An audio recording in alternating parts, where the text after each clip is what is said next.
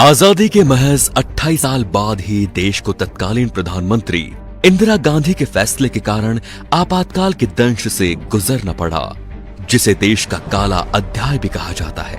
25-26 जून की रात को आपातकाल के आदेश पर राष्ट्रपति फखरुद्दीन अली अहमद के दस्तखत के साथ देश में आपातकाल लागू हो गया। अगली सुबह समूचे देश ने रेडियो पर इंदिरा गांधी की आवाज में संदेश सुना कि भाइयों और बहनों, राष्ट्रपति जी ने आपातकाल की घोषणा की है, लेकिन इससे सामान्य लोगों को डरने की जरूरत नहीं है।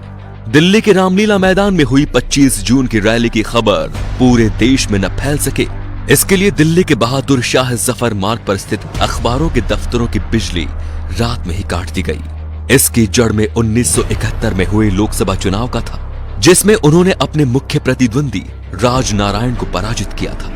लेकिन चुनाव परिणाम आने के 4 साल बाद राजनारायण ने हाईकोर्ट में चुनाव परिणाम को चुनौती दी।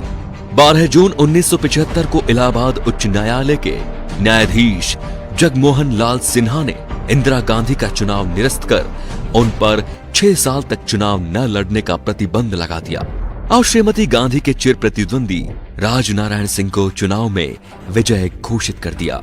राजनारायण सिंह की दलील थी कि इंदिरा गांधी ने चुनाव में सरकारी मशीनरी का दुरुपयोग किया, तय सीमा से अधिक पैसा खर्च किया और मतदाताओं को प्रभावित करने के लिए गलत तरीकों का इस्तेमाल किया। अदालत ने इन आरोपों को सही ठहराया था।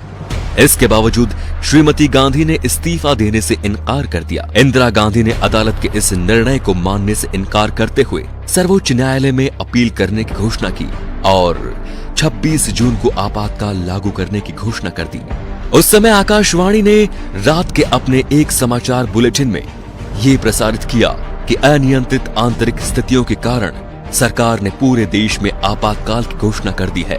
इस दौरान जनता के सभी मौलिक अधिकारों को स्थगित कर दिया गया है। सरकार विरोधी भाषणों और किसी भी प्रकार के प्रदर्शन पर पूर्ण प्रतिबंध लगा दिया गया है।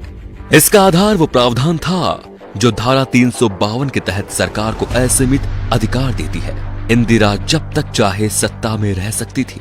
लोकसभा विधानसभा के लिए चुनाव की जरूरत नहीं थी। मीडिया और अखबार आजाद नहीं थे। सरकार कैसा भी कानून पास करा सकती थी। मीसा और DIR के तहत देश में 1 लाख से ज्यादा लोगों को जेलों में ठूंस दिया गया। आपातकाल के खिलाफ आंदोलन के नायक जयप्रकाश नारायण की किडनी कैद के दौरान खराब हो गई थी। देश के जितने भी बड़े नेता थे, सभी के सभी सलाखों के पीछे डाल दिए गए। संजय गांधी ने VC शुक्ला को नया सूचना प्रसारण मंत्री बनवाया, जिन्होंने मीडिया पर सरकार की इजाजत के बिना कुछ भी लिखने बोलने पर पाबंदी लगा दी। जिसने भी इनकार किया उसे जेल में डाल दिया गया। सरकार की कोशिश थी कि लोगों तक सही जानकारी नहीं पहुंचे। उस कठिन समय में नरेंद्र मोदी और RSS के कुछ प्रचारकों ने सूचना के प्रचार प्रसार की जिम्मेदारी उठा ली। इसके लिए उन्होंने अनोखा तरीका अपनाया। संविधान, कानून, कांग्रेस सरकार की ज्यादतियों के बारे में जानकारी देने वाले साहित्य गुजरात से दूसरे राज्यों के लिए जाने वाली ट्रेनों में रखे गए।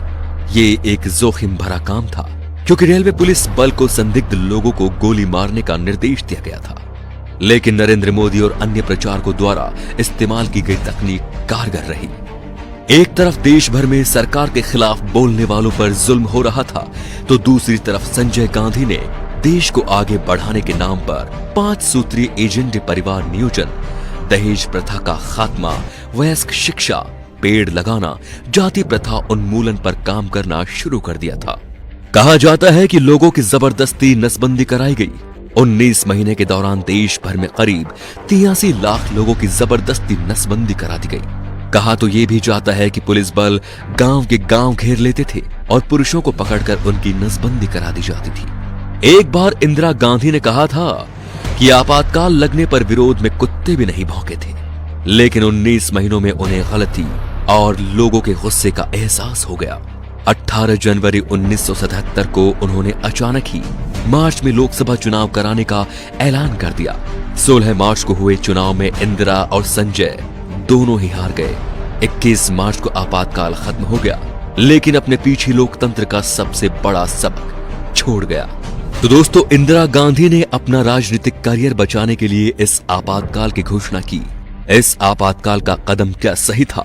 क्या लोकतंत्र का चौथा स्तंभ कहे जाने वाली मीडिया को जेल में डालना सही था? इन सारे सवालों को लेके आपकी क्या राय है कमेंट बॉक्स में जरूर बताएं। हमें आपका इंतजार रहेगा। और वीडियो पसंद आया हो तो लाइक कीजिए और वीडियो को शेयर जरूर कीजिए। धन्यवाद।